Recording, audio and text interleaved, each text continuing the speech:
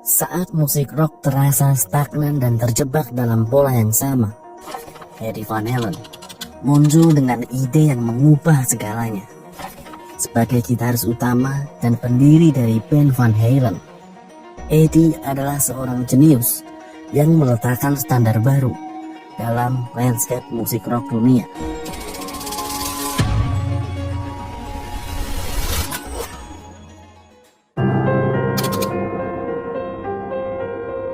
Lahir di Amsterdam pada 26 Januari 1955, Edward Ludwig Van Halen dibesarkan dalam keluarga dengan sensibilitas musik yang sangat kuat.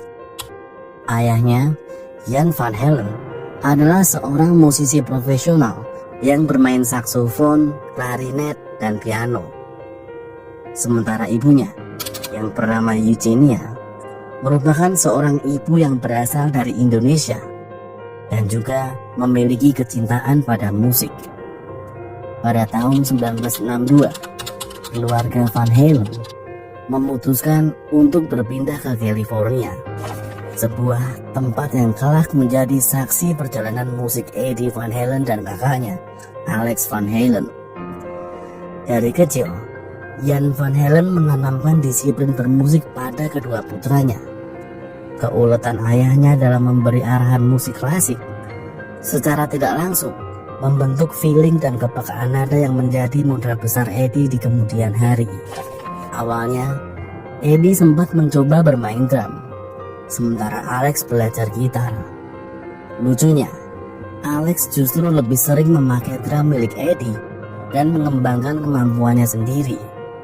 Melihat hal itu, Eddie memutuskan untuk bertukar instrumen dengan sang kakak.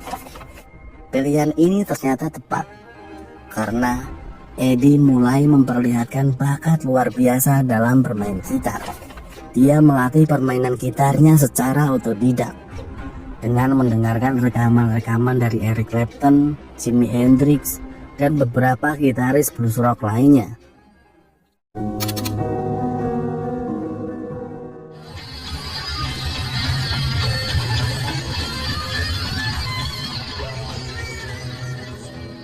Pada pertengahan 1970-an, ketika musik rock tengah mengalami pergeseran dari sound klasik menuju gaya yang lebih keras dan berani, dua kakak beradik, Eddie dan Alex Van Halen, mulai membangun landasan yang kelak akan mengguncang jagat musik dunia.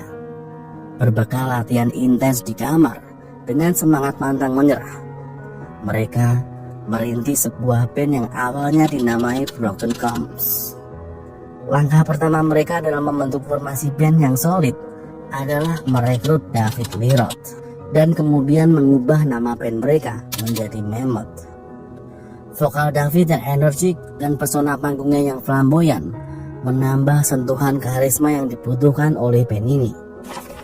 Namun di tahun 1974, setelah menyadari bahwa nama tersebut sudah dipakai oleh band lain, mereka kemudian memutuskan untuk menggantinya dengan nama keluarga, yaitu Van Halen. Tak lama kemudian, Michel Anthony bergabung mengisi posisi bass, melengkapi susunan akhir yang akan membawa Van Halen menuju puncak ketenaran. And I said, let's do the smart thing. Let's take a new band under our wing. This is going to be the next big American band. Nobody else believed it. Pada masa-masa awal, band ini giat bermain di klub-klub kecil di Los Angeles, terutama di sepanjang Sunset Strip, dengan penampilan live yang sangat memukau. Keunikan mereka segera menjadi perbincangan di antara para penikmat scene rock lokal. Pada era itu, teknik tapping yang ia sempurnakan belum umum dikenal, sehingga penonton serasa melihat keajaiban setiap kali Eddie memamerkan kemampuannya di atas panggung. Dengan modal inilah, Van Halen mulai menarik atensi penikmat musik dan musisi lain yang penasaran akan suara baru yang mereka hadirkan. Kesempatan besar datang ketika band ini menarik perhatian Gene Simmons, basis sekaligus vokalis dari Kiss, yang terkesan dengan aksi panggung mereka. Simmons selalu memproduksi demo mereka dan membantu Van Halen membuka jalan menuju label rekaman yang lebih besar. Tak lama kemudian, Warner Bros. Records tertarik dengan Van Halen.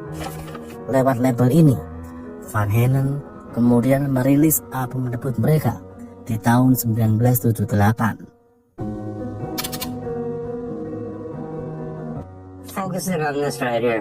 See, I play tennis. I don't play guitar. I play tennis. Ketika Van Halen merilis album debut mereka pada tahun 1978, skena musik rock belum siap dengan ledakan energi yang datang dari gitar Eddie Van Halen dan gaya vokal David Lee Roth yang energik. Album ini bukan hanya sekedar album pertama dari band yang masih muda, tetapi menandai kelahiran sebuah suara baru dalam sejarah musik rock. Eruption, sebuah komposisi solo gitar yang berada di album ini, segera dikenal sebagai salah satu karya solo gitar terbaik yang pernah ada. Dan Eruption langsung membuktikan bahwa Van Halen adalah band rock dengan teknik gitar yang melampaui zamannya. Lewat debut album ini, Eddie memperkenalkan teknik-teknik gitar yang sebelumnya tidak pernah dijamah oleh gitaris lain saat itu, seperti tapping, alternate picking, hingga permainan whammy bar yang sangat memukau. Album debut ini langsung membawa Van Halen menjelajahi popularitas yang lebih luas. Perjalanan awal Van Halen berlanjut dengan tur-tur di berbagai kota, di mana penonton terus bertambah seiring naiknya popularitas lagu mereka di tangga lagu. Satu hal yang konsisten dalam setiap pertunjukan Van Halen adalah penampilan Eddie yang selalu mencuri perhatian. Mulai dari aksi panggung yang penuh energi, teknik gitar yang kian memukau, dan juga sound gitar mewah yang menjadi signaturnya.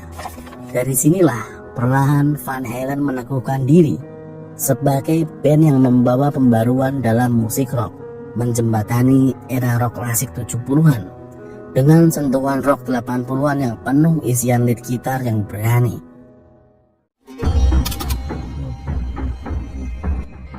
Dengan fondasi kuat yang dibangun oleh Eddie Van Halen dalam membentuk karakter musik band, Van Halen berkembang menjadi band rock yang menembus pasar global dan membuka era baru dalam sejarah musik rock.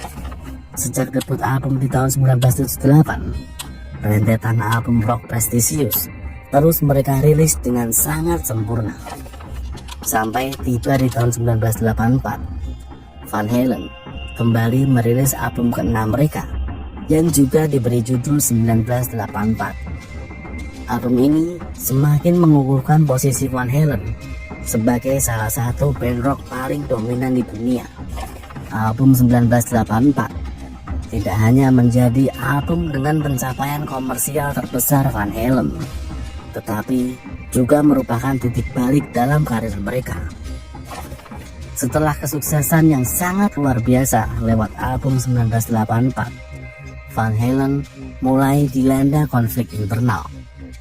Perselisihan antara David Lee Roth dengan Eddie Van Halen mulai tak terbendung, hingga menyebabkan David Lee Roth keluar dari band ini di tahun 1984, tepat setelah Van Halen merilis album fenomenal ini.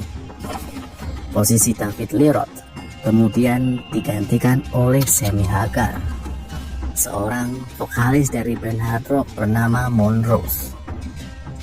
Bersama Hagar, Van Halen merilis 4 album di sepanjang tahun 1986 sampai 1995 dengan lagu-lagu andalan seperti When It's Love dan I Can't Stop Loving You. Van Halen bersama Sammy Hagar kembali meraih kesuksesan komersil dengan total penjualan 4 album itu mencapai lebih dari 20 juta kopi. Sebuah angka yang sangat fantastis untuk penjualan album band hard rock di era 90-an.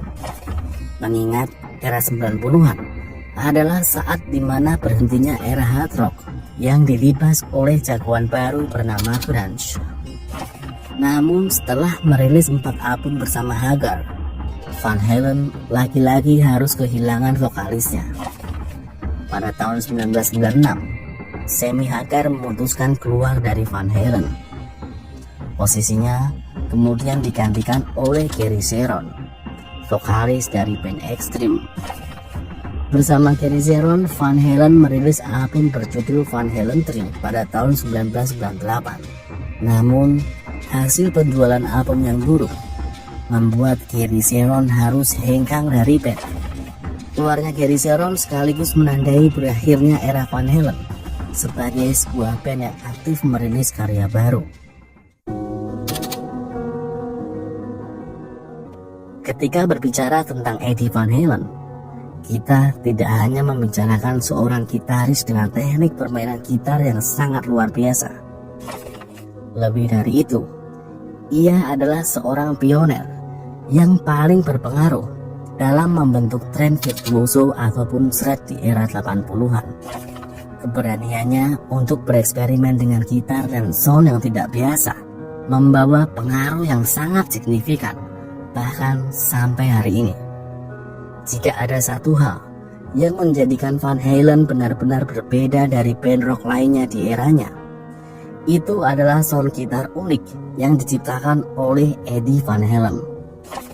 Pada tahun 1976, jauh sebelum Van Halen merilis debut album, Eddie mulai bereksperimen dengan merakit sebuah gitar bernama Frankenstrat untuk memenuhi visi musikalnya. Awalnya, ia membeli sebuah bodi gitar reject berbentuk Stratocaster yang tergeletak di pojokan sebuah toko gitar seharga $50. Kemudian, untuk melengkapinya, Eddie lalu memesan neck gitar Carvel seharga $80 dengan ukuran scale khusus yang sudah ia perhitungkan kenyamanannya.